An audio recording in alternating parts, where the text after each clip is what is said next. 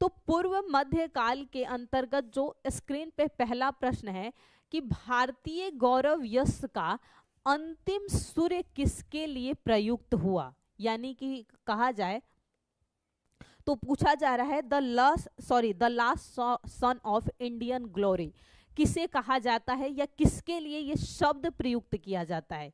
ये जो सेंटेंस है किसके लिए, क्या शिवाजी के लिए, छत्रपति शिवाजी, पृथ्वीराज के लिए, राणा प्रताप के लिए, हेमू के लिए, किसके लिए जो है ये शब्द प्रयोग किया गया था।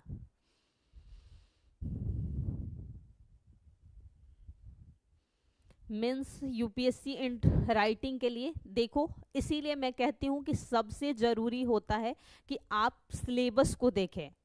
बिना सिलेबस के देखे हुए आप किसी भी एग्जाम की, मैं हमेशा कहती हूँ चाहे वो वनडे हो, चाहे स्टेट पीसीएस हो या यूपीएससी हो, सिलेबस को अच्छे समझ लीजिए। सिलेबस में बिल्कुल डिफाइन करके लिखा हुआ है कि कहाँ से जो है प्रश्न आपके ज़्यादातर पूछे जाते हैं। जैसे आर्ट एंड कल्चर के प्रश्न वहाँ मिलेंगे, मॉडर्न हिस्ट्री से प्रश्न मिलेंगे, आपके एंशिएंट में प्रश्न देखने को मिलेंगे, और उसमें भी आपको स्पेसिफिक कुछ टॉपिकों से ज़्यादा प्रश्न मिलते हैं। तो आप कुछ भी नहीं, कहीं भी गूगल पे सर्च करिए, एकदम बिल्कुल किसी भी कोचिंग का जो है सिलेबस डाउनलोड कर लीजिए, और वहाँ बिल्कुल क्लियरिफाई तरीके से लिखा होता है कहाँ कहाँ से प्रश्न पूछे जाते हैं। पेपर 1 में होता है हिस्ट्री, ये याद रखिएगा। तो बिल्कुल सही जवाब आया है, अभय का जो पहला जवाब आया है वो है पृथ्वीराज चौहान। अब बताइए पृथ्वीराज चौहान का संबंध जो है किस वंश से है, और इनके समय काल या इनसे संबंधित दो जो प्रमुख युद्ध थे उसके बारे में भी बताइए। दो जो प्रमुख युद्ध हैं कौन से थे। ध्यान से रितु, डी नहीं होगा, बी सही जवाब है, क्योंकि पृथ्वीराज चौहान को हम बोलते हैं ये भारतीय गौरव का अंतिम सूर्य, the last sun of Indian glory. Next, निम्नलिखित में से कौन शासक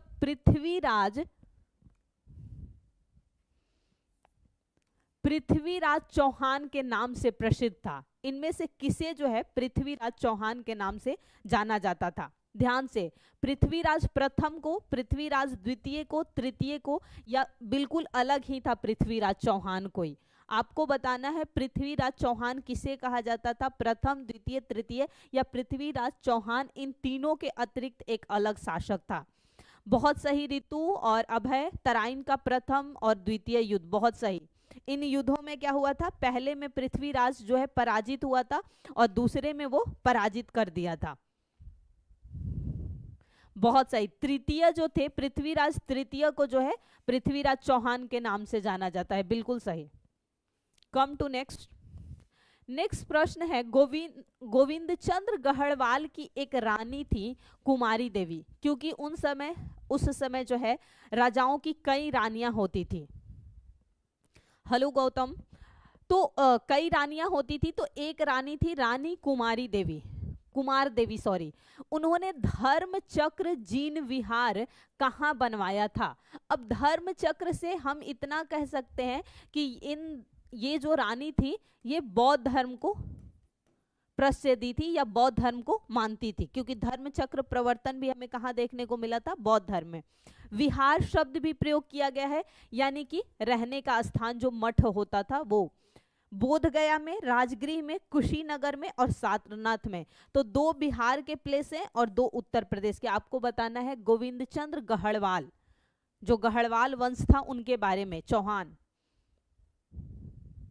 ए शायद नहीं, बिल्कुल उन्होंने जो ये बनवाया था वो याद रखिएगा, डी सारनाथ में, क्योंकि धर्म चक्र प्रवर्तन का संबंध कहाँ से है, जब महात्मा बुद्ध ने प्रथम उपदेश सारनाथ में दिया था, और उस घटना को ही हम धर्म चक्र प्रवर्तन के नाम से जानते हैं, प्रथम उपदेश को। तो इससे हम ये अनुमान लगा सकते थे कि धर्म चक्र यानी प्रथम उपदेश की बात की जा रही है, और महात्मा बुद्ध ने प्रथम उपदेश सारनाथ, जो कि प्राचीन समय काल में ऋषि पतन के नाम से जाना जाता था, वहां दिया था।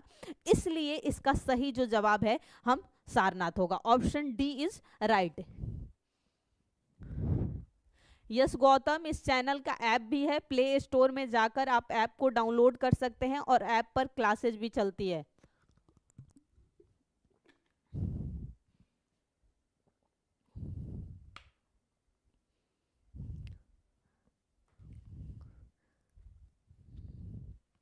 ओके हाँ सॉरी, गढ़वाल वंश है, हाँ चौहान नहीं थे, सही अब है बिल्कुल।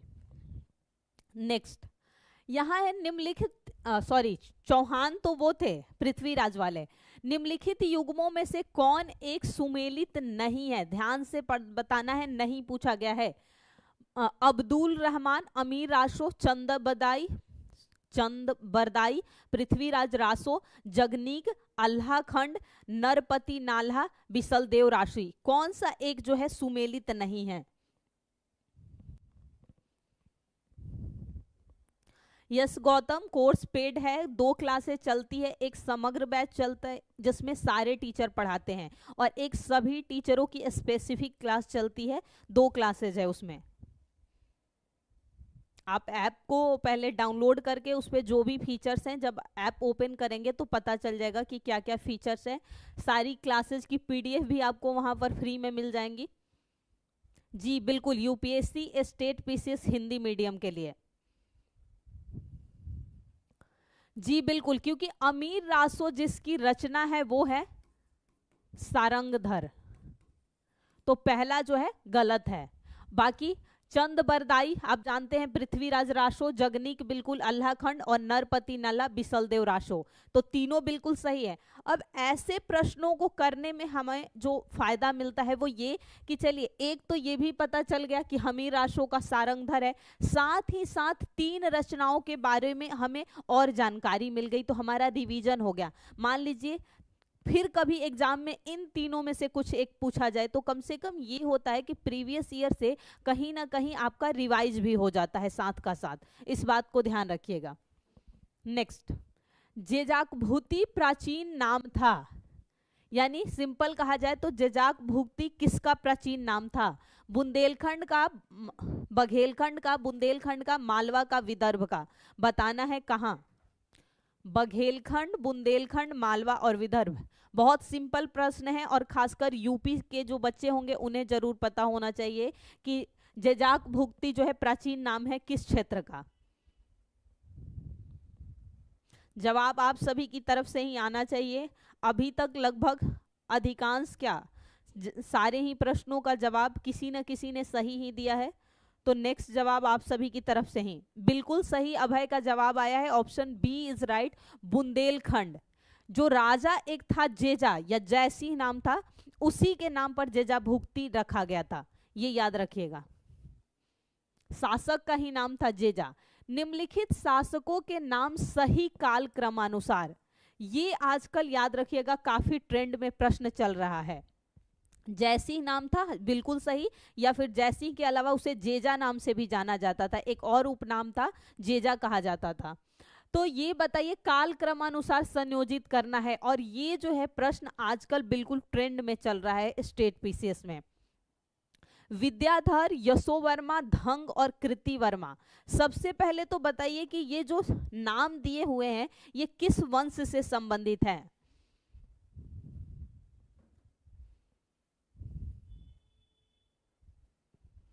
मैंने ये नहीं बोला अभय कि यूपी वालों को ही पता होगा, यूपी वालों को जरूर पता होना चाहिए, मैंने ये कहा, पता तो सबको होना चाहिए।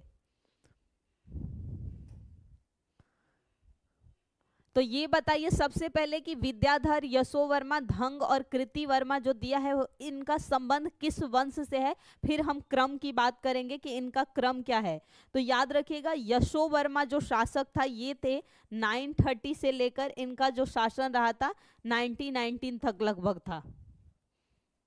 उसके बाद 1950 से लेकर 1950 तक था। उसके बाद अगर हम बात करें तो धंग का शासन था 950 से लेकर 1002 तक था। फिर 1029 से लेकर विद्याधर का जो शासन था वो था 1019 से लेकर 1029 तक। और कृति वर्मा सबसे लास्ट में आते हैं, वैसे ये उस वंश के सबसे अंतिम शासक नहीं है, तो ये थे 1060 to 11,000, ये था चंदेल वंश। बिल्कुल बिल्कुल सही है, चंदेल वंश जो था इनसे इनका संबंध था। तो अगर क्रम में आपको पता हो गया, लेकिन जरूरी तो नहीं कि एग्जामिनर में सारे आपको बिल्कुल ही पता हो, कि कौन से शासक का वंश कहाँ पर है।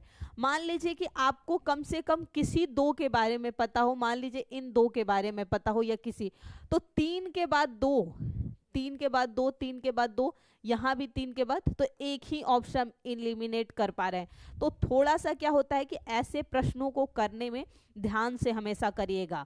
इसीलिए कहा जाता है कि हिस्ट्री को हमेशा रिलेट करके पढ़ना सीखने के लिए। तो वैसे हम देखें तो 3 के बाद 2 है, 2 के बाद फिर किसका है, ये है 1 और उसके बाद 4, यानी 3 2 1 4, 3 2 1 4, ऑप्शन ए इज राइट, 3 2 1 4। कितने लोगों का जवाब ए आया है? अब है बी गलत है, ए सही जवाब है, 3 2 1 4।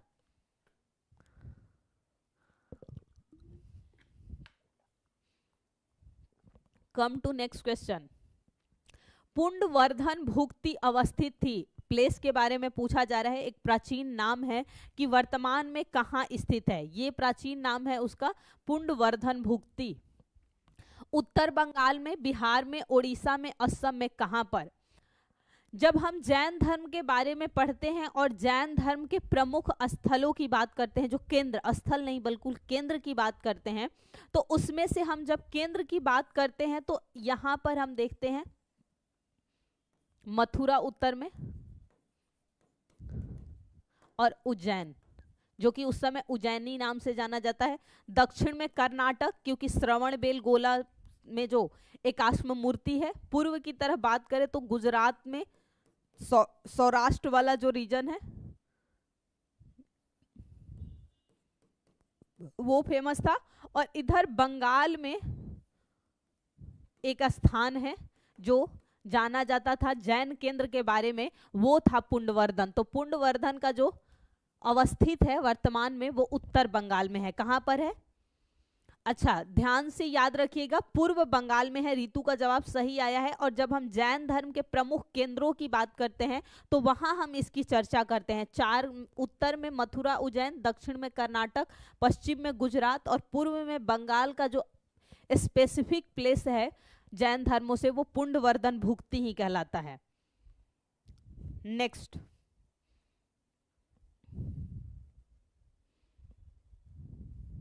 हाँ, तो इसीलिए अगर आपको पता है कि गजनी से युद्ध किया था तो उसके समय काल से थोड़ा सा रिलेट करते हुए आप जवाब ढूंढ सकते हैं।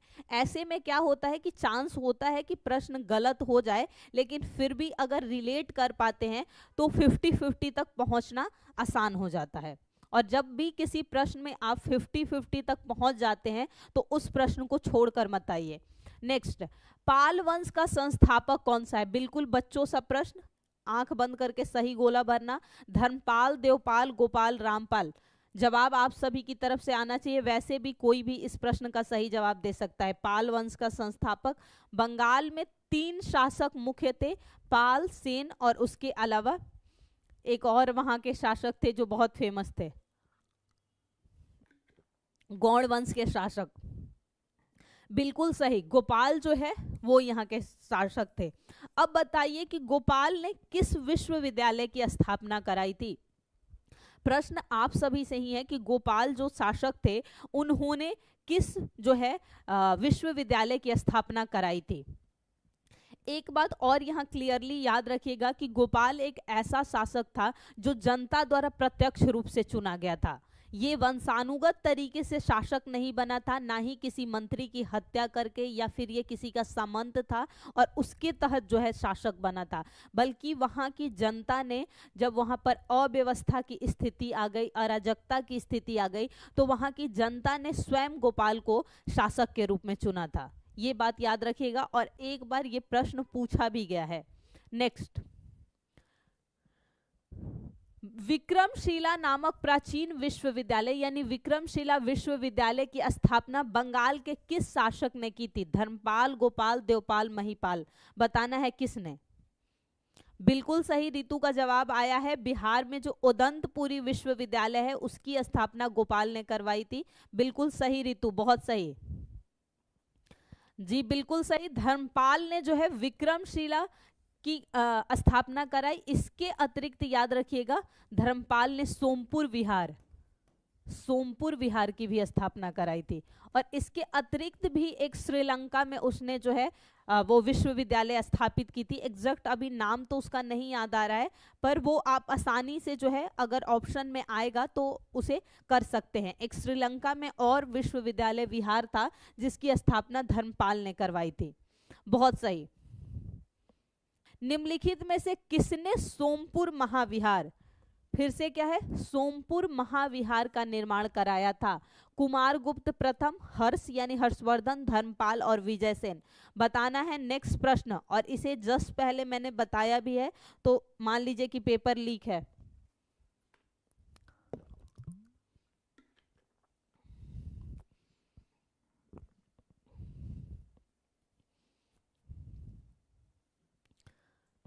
तो याद रखिएगा, अभी हमने चर्चा की थी, ऑप्शन सी इज राइट।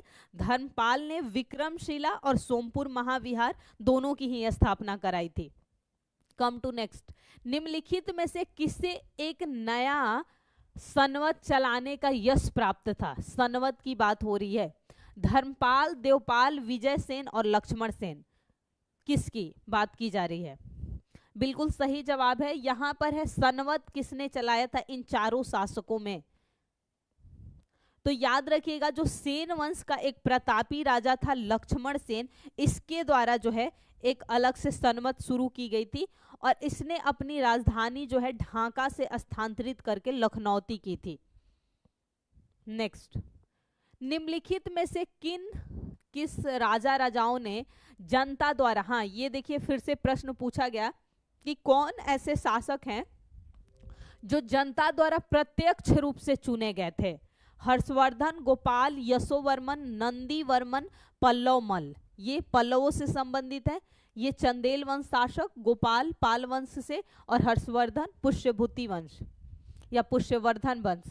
सही उत्तर कूट देते हुए 1 2 4 यानी ऊपर से जो है दोनों और फिर अंतिम 2 3 4, 2 4 और 2 तीसरा। तो इतना तो क्लियर हो गया कि दूसरा सही है ही। एक ये भी तरीका होता है प्रश्न करने का कि जब चारों में 2 है इट मीन्स दूसरा जो है सही है। और मैंने कुछ देर पहले ही कहा था कि जो गोपाल थे इन्हें जनता द्वारा प्रत्यक्ष रूप से कब चुना गया? जब बंगाल में अव्यवस्था अराजकता की स्थिति आ गई थी तब। अब एक और शासक या एक दो और कौन से शासक थे जो जनता द्वारा प्रत्यक्ष रूप से चुने गए थे? इसका जवाब आप सभी की तरफ से आना चाहिए। 1 2 4 आशिफ का जवाब आया है, 2 तो हो गया। एक याद रखिएगा, हर्षवर्धन नहीं चुना गया था, हर्षवर्धन वंशानुगत तरीके से शासक बने थे। याद रखिएगा, जो पुष्यवर्धन वंश का शासक है हर्षवर्धन, ये वंशानुगत तरीके से शासक बने थे, ना कि जनता द्वारा प्रत्यक्ष। तो पहला तो गलत है, तो ये नहीं होगा। यशोवर्मन भी जो है वंशानुगत तरीके से चुना गया था। नंदीवर्मन पल्लवमल जो कि पल्लव वंश से ही संबंधित है, ये जो है जनता द्वारा प्रत्यक्ष रूप से चुना गया था। इसके पिता का नाम था परमेश्वर पल्लव। उनके मृत्युपरांत वहां पर जो क्षेत्र था, वहां पर दक्षिण भारत के उस क्षेत्र में अराजकता की स्थिति आ गई थी। तब वहां की जनता द्वारा उन्हीं के पुत्र को जो है चुना गया था शासक, नंदीवर्मन पल्लवमल। तो इसका जो सही जवाब होगा वो होगा ऑप्शन सी इज राइट, 2 और 4। रीतु का जवाब आया है ए नहीं। रीतु ध्यान रखिएगा, हर्षवर्धन, ध्यान से इस बात को याद रखिएगा कि हर्षवर्धन जो था वो वंशानुगत तरीके से चुना हुआ शासक था, क्योंकि उसके भाई की जब हत्या कर दी गई थी तो फिर उसने बदले लेने के लिए गौड़ शासक शशांक को भी पराजित करता है और फिर वो शासक बनता है। तो वो वंशानुगत तरीके से बना हुआ शासक था। निम्नलिखित में से किसने हिरण्यगर्भ धार्मिक कार्य कराया था? मयूर शर्मन ने, हरिचंद्र ने, दंती दुर्ग ने और हर्ष ने। तो याद रखिएगा, हिरण्यगर्भ जो है धार्मिक कार्य जो कराया गया था वो राष्ट्रकूट शासक जो था, राष्ट्रकूट शासक दंती दुर्ग द्वारा करवाया गया था। नेक्स्ट, निम्नलिखित में से कौन अपने पिता के अभियानों के क्रम में सैनिक छावनी में पैदा हुआ था?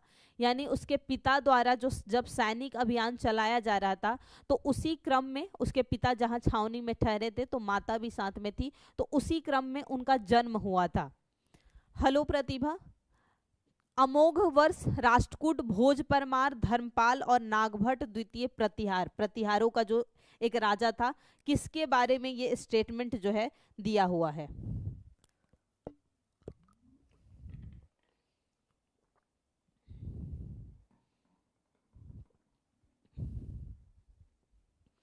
सी, धर्मपाल। बिल्कुल नहीं, याद रखिएगा जो अमोघवर्ष राष्ट्रकूट था वो जो है सैनिक छावनी में पैदा हुआ था। राष्ट्रकूटों में एक प्रतापी शासक था अमोघवर्ष राष्ट्रकूट, और याद रखिएगा ये जैन धर्म को प्रश्रय दिया था अमोघवर्ष। तो ये जो है सैनिक छावनी में पैदा हुआ था। ऋतु ए, बिल्कुल ऋतु का जवाब बिल्कुल सही है। गुर्जर प्रतिहार वंश जो त्रिपक्षीय संघर्ष हुआ था, आप जानते हैं कि कन्नौज के लिए जो त्रिपक्षीय संघर्ष हुआ था। अब प्रश्न आप सभी से ही है कि कन्नौज के लिए त्रिपक्षीय संघर्ष किनके बीच हुआ था? किन 3 शासकों के बीच कन्नौज के लिए त्रिपक्षीय संघर्ष हुआ था? जवाब आप सभी की तरफ से, ताकि कम से कम रिवीजन भी हो चले और पता हो कि आप लोगों ने अभी तक कितना पढ़ा है। नागभट्ट प्रथम, वत्सराज, हर्षवर्धन, मिहिरभोज। गुर्जर प्रतिहार वंश का संस्थापक, इजी ही प्रश्न है। जवाब आप सभी की तरफ से ही आना चाहिए, काफी इजी प्रश्न है। कौन था संस्थापक? और कन्नौज के लिए जो त्रिपक्षीय संघर्ष हुआ था वो किन के मध्य हुआ था? क्योंकि इतिहास में 2 त्रिपक्षीय संघर्ष हम देखते हैं, एक कन्नौज के लिए और एक दक्षिण भारत में भी हुआ था त्रिपक्षीय संघर्ष। तो याद रखिएगा नागभट्ट प्रथम कौन था गुर्जर प्रतिहार का संस्थापक? तो नागभट्ट प्रथम जो था गुर्जर प्रतिहार वंश का। बिल्कुल पहला जवाब आया है प्रतिभा का, बहुत सही प्रतिभा। नेक्स्ट, महानतम प्रतिहार राजा कौन था? यानी गुर्जर प्रतिहारों में सबसे महान जो शासक था वो कौन था? प्रतिहार, पाल और राष्ट्रकूट, बहुत सही ऋतु। लेकिन ये भी साथ के साथ बता दीजिए कि अंतिम जो है विजय कन्नौज पर किसने पाया था? इस त्रिपक्षीय संघर्ष में अंतिम रूप से विजय किसने प्राप्त की थी? ये प्रश्न भी आप सभी को ही बताना है। धर्मपाल, हर्ष, मिहिरभोज और महेंद्रपाल, सबसे जो है महानतम, सर्वोत्कृष्ट या सर्वोच्च या कह सकते हैं, वो राजा कौन था? धर्मपाल, हर्ष, मिहिरभोज और महेंद्रपाल। अब यहाँ आसानी से आप कह सकते हैं कि प्रतिहार वंश के शासक की बात कर रहा है। देखिए कितना, मतलब एग्जामिनर या तो बच्चे को चेक करना चाह रहा है कि हाँ आप कितना स्मार्ट तरीके से कर रहे हैं, या फिर एग्जामिनर ही ऑप्शन देने में गलती कर चुका है। क्योंकि धर्मपाल पाल वंश से है, हर्ष उससे नहीं है, महेंद्रपाल और मिहिरभोज बचा। तो इसमें से आपको बताना है। तो सभी जानते हैं कि मिहिरभोज जो था इस वंश का सबसे प्रतापी राजा था, और इसी के द्वारा बिल्कुल सही अंततः जो जीत हुई थी वो प्रतिहारों की हुई थी। बहुत सही ऋतु। गुर्जर प्रतिहार शासकों में से किसकी उपाधि आदि वराह थी? आदि वराह की जब भी बात हो तो याद रखिएगा वो विष्णु का उपासक होगा, वहीं ये उपाधि धारण करेगा, विष्णु का उपासक जो होगा, क्योंकि उन्हीं एक रूप माना जाता है वराह रूप। वत्सराज, नागभट्ट द्वितीय, मिहिरभोज और नागभट्ट वन, बताना है कौन जो था जिसने ये किया था आदिवराह का।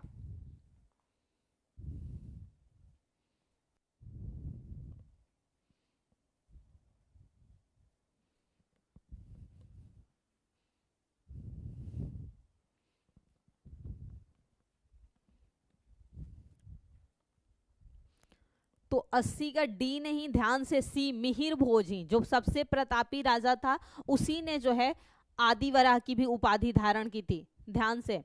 कम टू नेक्स्ट, निम्नलिखित ऐतिहासिक व्यक्तियों के नाम। फिर देखिए काल क्रमानुसार फिर से 4 शासकों के बारे में दिया हुआ है और उन्हें क्रम में लगाना है। महिपाल, वत्सराज, महेंद्रपाल, नागभट्ट द्वितीय। इनमें से आपको बताना है सही क्रम जो है किसका है। तो उसमें गुर्जर प्रतिहार शासकों में याद रखिएगा सबसे पहले इसमें जो था वत्स राज था, 775 से 800 तक जो है उसने शासन किया था। कितने? 775 से लेके 800 ईस्वी तक जो है इसने शासन किया था। उसके पश्चात जो अगला शासक बना था नागभट्ट द्वितीय, ये 800 से लेकर 833 तक शासन किया था। उसके बाद जो शासक बना था वो बना था महेंद्रपाल, ये था 885 से कह सकते हैं 900 तक इसका शासन था, बहुत ज्यादा शासन नहीं किया था। और सॉरी इतने ईस्वी तक शासन किया था। और महीपाल जिसने शासन किया था ये 912 से यानी 944 ईस्वी तक जो है शासन किया था।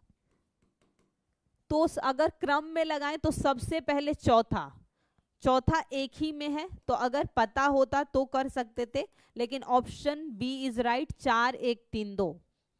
81 का जवाब आया है, प्रतिभा का, ऋतु का जवाब आया है और ममराज, तीनों का ही जवाब बिल्कुल सही है। ऑप्शन बी इज राइट, बिल्कुल सही। महान जैन विद्वान हेमचंद्र, आप जानते हैं कि हेमचंद्र ने भी जैन धर्म में जो संथारा प्रथा होती है, संलेखना और संथारा, तो संथारा प्रथा के तहत ही इसने भी शरीर का त्याग किया था हेमचंद्र ने। तो कहा जा रहा है महान जैन विद्वान हेमचंद्र किसकी सभा में को अलंकृत करता था, यानी किसके दरबारी कवि के रूप में जाना जाता था, किसके दरबार में रहता था। अमोघवर्ष, कुमारपाल, जयसिंह, सिद्धराज और विद्याधर, आपको बताना है किसके शासनकाल में दरबार में जो है हेमचंद्र रहता था। पाल जो शासक थे, याद रखिएगा पाल शासकों ने बौद्ध धर्म को जो है संरक्षण दिया है, ये बात हमेशा याद रखिएगा कि ये बौद्ध धर्म के संरक्षक थे पाल शासक जो थे। अमोघवर्ष जो है वो जैन धर्म से है, लेकिन इसका जो सही जवाब है option C is right, Jaisingh Siddhraj जो था इसके दरबारी कवि के रूप में जाना जाता था, ये दरबारी कवि, ना कि अमोघवर्ष।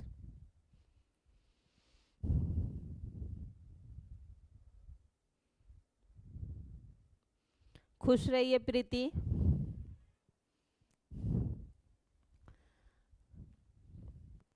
निम्नलिखित में से किसने खंभात में तोड़ी गई, खंभात की खाड़ी गुजरात वाला रीजन में तोड़ी गई मस्जिद के पुनर्निर्माण के लिए आर्थिक सहायता, टाइपिंग एरर है अलग होना चाहिए, प्रदान की थी। यानी खंभात की खाड़ी में जिन मस्जिदों को ध्वस्त किया गया था उनके पुनर्निर्माण के लिए किसने जो है आर्थिक सहायता दी थी?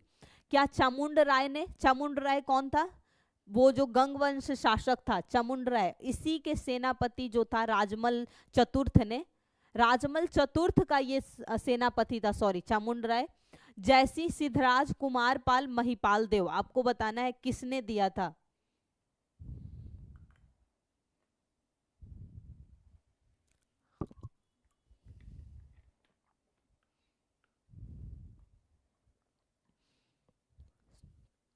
सॉरी, यहाँ एक बात ध्यान रखिए, यहाँ गलती हो गई है, क्योंकि ये बात हो रही है गुर्जर प्रतिहारों की और हेमचंद जो जुड़ा हुआ था, सॉरी कुमारपाल से जुड़ा हुआ था, ना कि जयसिंह सिद्धराज से, ये ध्यान रखिएगा। इसका जो 382 का है option B is right. Mamraj ने जवाब दिया था 20, बिल्कुल सही, बी सही जवाब है। नेक्स्ट, यहां पर आपको बताना है किसने पुनर्निर्माण करवाया था, तो ये है option B is right, Jaisingh Siddharaj.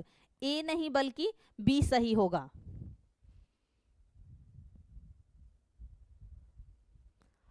Preeti, theory की क्लास ऑलरेडी यूट्यूब पे हो चुकी है बहुत सारी, आप प्लेलिस्ट में जाकर देख सकती हैं, और यदि आपको प्रॉपर जो है थ्योरी की क्लासेज देखनी है तो आपको ऐप पर जाकर पेड कोर्स जो है वो लेना पड़ेगा। मेरी जो यहाँ पर जो बात हो रही थी, यहाँ आप जाके ये ज्वाइन कर सकती हैं, यहाँ आपको 249 में जो है पूरी क्लासेज हो जाएंगी।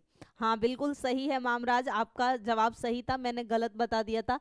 तो ये कोर्स जो है आप परचेज कर सकती हैं, यहाँ पर पूरी हिस्ट्री पढ़ाई जाएगी। 249 में जो है आप पूरी हिस्ट्री की थ्योरी की क्लास ले सकती हैं। ऐप पर जाना पड़ेगा आपको और परचेज करना पड़ेगा। नेक्स्ट है, राजवंश जो कन्नौज पर आधिपत्य स्थापित करने में त्रिकोणीय, वहीं त्रिपक्षीय संघर्ष की बात हो रही है, त्रिकोणीय संघर्ष में उलझे हुए थे वह थे चोल, गुर्जर, पाल और राष्ट्रकूट। कौन तीन थे जिनका त्रिपक्षीय संघर्ष था? इस पर वैसे अभी कुछ देर पहले चर्चा हो चुकी है, जिसका जवाब रितु ने बिल्कुल सही दिया था।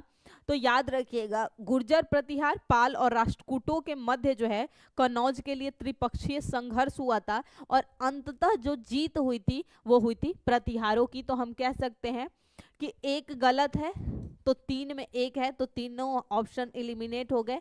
बचा हमारे पास ऑप्शन सी इज राइट। तो 2, 3, 4।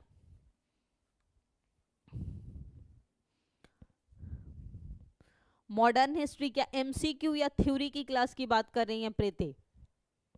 नेक्स्ट, निम्नलिखित में से कौन सही सुमेलित नहीं है? ध्यान से नहीं है। अभी वर्तमान में उत्तर प्रदेश के शहर और प्राचीन में उत्तर प्रदेश के शहर, पूर्व मध्यकाल वाली बात हो रही है, और वर्तमान अवस्थिति बतानी है। कौन सा एक गलत है? कोल या कोइल अलीगढ़ को, महोत्सव नगर महोबा को, महोदय श्री कन्नौज को और जेजाक भुक्ति कौसाम्बी को।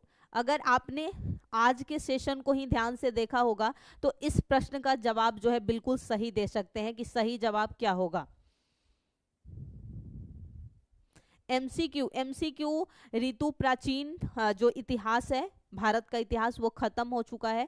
अभी जो है कल से या नेक्स्ट जो भी सेशन होगा एमसीक्यू का, उसमें पहले हम मध्यकालीन इतिहास को समझेंगे और उसके पश्चात जो है आपका मॉडर्न हिस्ट्री की चर्चा होगी, क्योंकि हम एकदम पैरेलल, मतलब वो पहले प्राचीन, फिर मध्यकालीन और फिर मॉडर्न हिस्ट्री ऐसे पढ़ रहे हैं। डी बिल्कुल सही। अभी हमने चर्चा की थी कि जेजाक भुक्ति जो है किस नाम से जाना जाता है? बुंदेलखंड। बुंदेलखंड। और यही जो शासक था वो चंदेल वंश का शासक था जिसका नाम जेजा था। क्या नाम था? जेजा। उसी के नाम पर जो है इसका नाम रखा गया था। नेक्स्ट, निम्नलिखित में से किसने काल्पनिक वैज्ञानिक उपकरणों पर पुस्तक लिखी थी? काल्पनिक, यहां ध्यान रखिएगा, कल्पना की बात की जा रही है। विज्ञान से संबंधित उपकरणों की जो है पुस्तक लिखी थी, निम्न में से कौन सा एक? गुड इवनिंग चंचल, बिल्कुल सही ऋतु। बुंदेलखंड। भोज, गोविंदराज, चंद्रवर्मन और महिपाल, किसने लिखी थी? जी मैं बिल्कुल ठीक हूं, आप बताइए आप कैसे हैं? तो इसका सही जो जवाब होगा ऑप्शन ए इज राइट। भोज जो थे, राजा भोज की बात हो रही है। परमार वंश के जो शासक थे राजा भोज, उन्होंने जो है काल्पनिक वैज्ञानिक उपकरणों पर पुस्तक लिखी थी। और इस साल परमार वंश में राजा भोज से जो है रिलेटेड प्रश्न पूछा जा सकता है, क्योंकि आप देख रहे हैं कि एक लंबे समय से मध्य प्रदेश का जो धार डिस्ट्रिक्ट है और वहां पर वो जो पुरानी राजा भोज द्वारा बनाई गई महल थी उसकी खुदाई की जा रही है। एक लंबे टाइम से जो है खुदाई चल रही है, तो इस साल यहाँ से प्रश्न पूछे जाने के चांस अधिक हैं। भोजशाला, हाँ यहीं पर जो है खुदाई चल रही है। भोजशाला मंदिर की अधिष्ठात्री देवी हैं कौन? भगवती दुर्गा, भगवती पार्वती, भगवती लक्ष्मी या भगवती सरस्वती? इस साल ये प्रश्न पूछा जा सकता है। परमार वंश में और राजा भोज से संबंधित प्रश्न जो है पूछा जा सकता है, क्योंकि अभी एक लंबे टाइम से जो है भोजशाला धार में जो है वहां पर खुदाई चल रही है।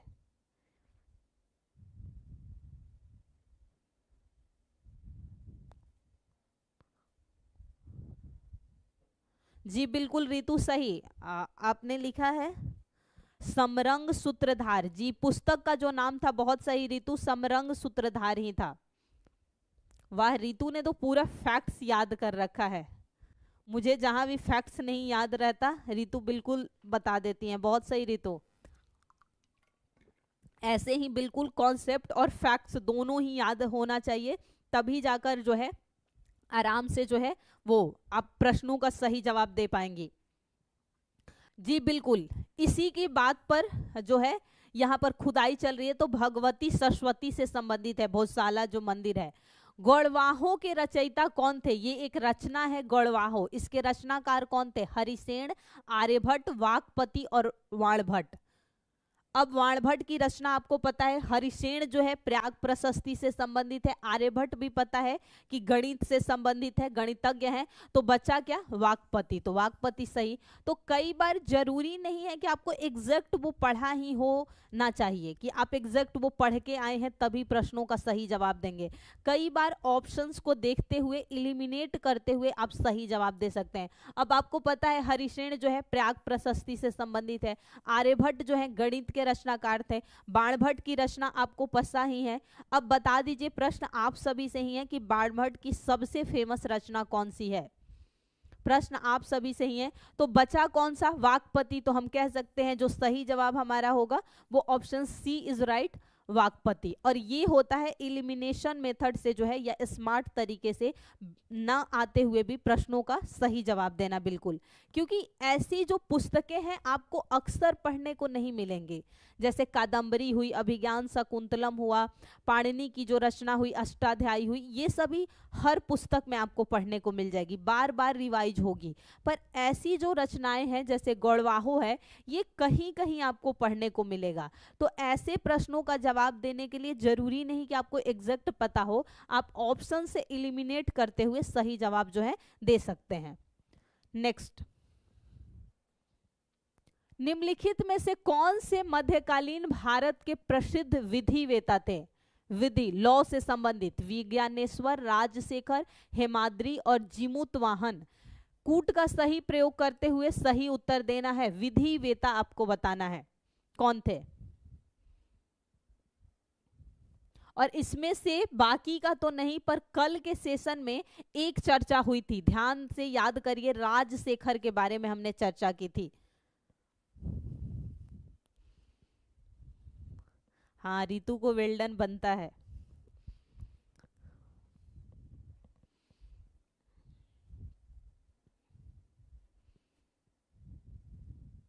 समरंग सूत्रधार। तो ये बताइए, कल के सेशन में हमने राजशेखर की बात की थी और राजशेखर की रचना कौन सी है, कर्पूर मंजरी की हमने बात की थी। तो अब इससे आप बता सकते हैं, कर्पूर मंजरी जो है एक नाटक है, तो इससे भी आप बता सकते हैं कि तीसरा नहीं होना चाहिए। तो अगर हम ऑप्शन से देखें तो हम दो ऑप्शन को आसानी से इलिमिनेट कर लिए कि ये दोनों जो है नहीं होगा। अब बचा विज्ञानेश्वर, हेमाद्रि और जीतूवाहन, तो तीनों ही सही है, बिल्कुल। रीतु का जवाब पहला आया है, ऑप्शन सी इज राइट। तीनों ही जो है विधिवेता है, जबकि राजशेखर की जो रचना थी कल हमने देखी थी कर्पूर मंजरी। और गुर्जर प्रतिहारों के दरबारी कवि थे, ये भी याद रखिएगा, गुर्जर प्रतिहारों से जो था इनका संबंध था।